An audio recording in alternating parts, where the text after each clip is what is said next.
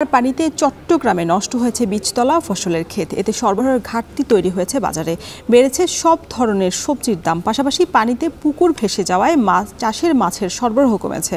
এ বিষয়ে আরও বিস্তারিত জানাতে ১৬ শহর বাজার থেকে যুক্ত হচ্ছেন সহকর্মী হোসাইন জিহাদ। জিহাদ, মাছের বাজার সহ বন্যায় নিত্যপণ্যের বাজারে কেমন প্রভাব ফেলেছে এবং দরদাম নিয়ে জানাবেন। কৃষি অধিদপ্তর যে হিসাব বলছে সেই হিসাবে চট্টগ্রামে প্রায় ২ লাখ হেক্টর ফসলি জমির ক্ষতি হয়েছে এবং কৃষি খাতে ক্ষতি হয়েছে প্রায় ৩৯০ কোটি টাকার মতো। অর্থাৎ তারা বলছেন যে বন্যার পানি আরও নেমে গেলে এই ক্ষতির পরিমাণ বাড়বে। আউশ আমন থেকে শুরু করে গ্রীষ্মকালীন কিংবা শরৎকালীন সবজির যে ফসলগুলো পুরো মাঠে আসলে ভেসে গেছে ফসলে বানের পানিতে, যে কারণে একেবারে কৃষক থেকে শুরু করে উৎপাদন পর্যায়ে বলি, বিপণন পর্যায় থেকে শুরু করে সব পর্যায়ে কিন্তু সবজির দাম বেড়েছে এবং এক ধরনের সরবরাহ সংকট তৈরি হয়েছিল গত সপ্তাহে।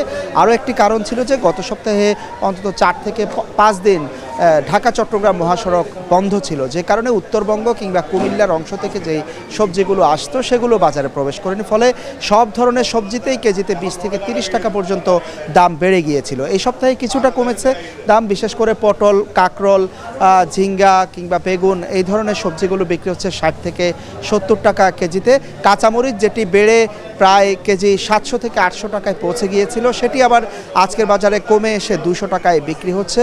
গাজর বিক্রি হচ্ছে ১৪০ থেকে ১৫০ টাকায় এবং টমেটো বিক্রি হচ্ছে ১৪০ থেকে ১৬০ টাকা কেজিতে। এর পাশাপাশি কিন্তু মাছের কথাও যদি আমরা বলি যে মাছের বাজারেও কিন্তু বাড়তি দাম এবং মাছের সরবরাহ অনেক কম। তার কারণ হিসাবে তারা বলছেন যে বিস্তীর্ণ অঞ্চলে যে দিঘি কিংবা পুকুরগুলো রয়েছে, বানের পানিতে আসলে সব পুকুর, দিঘি, জলাশয় সবই ভেসে গেছে। সে কারণে সেখান এই চট্টগ্রাম এবং আশেপাশের অঞ্চল থেকে খুব একটা মিঠা পানির মাছের যে সরবরাহ সেটি নেই। যে মাছগুলো আসছে সেগুলো কেজিতে ২০ থেকে ৩০ টাকা পর্যন্ত বেড়েছে।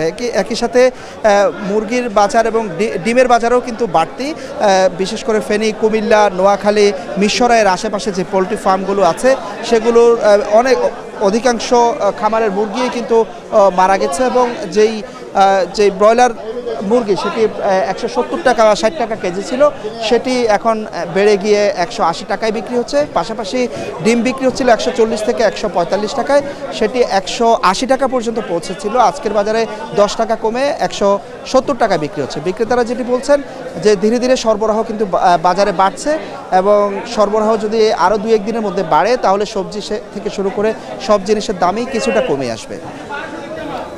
চট্টগ্রামের বাজার পরিস্থিতির খবর জানাচ্ছিলেন সহকর্মী হোসাইন জিহাদ। দেখছেন এখন জনপদে।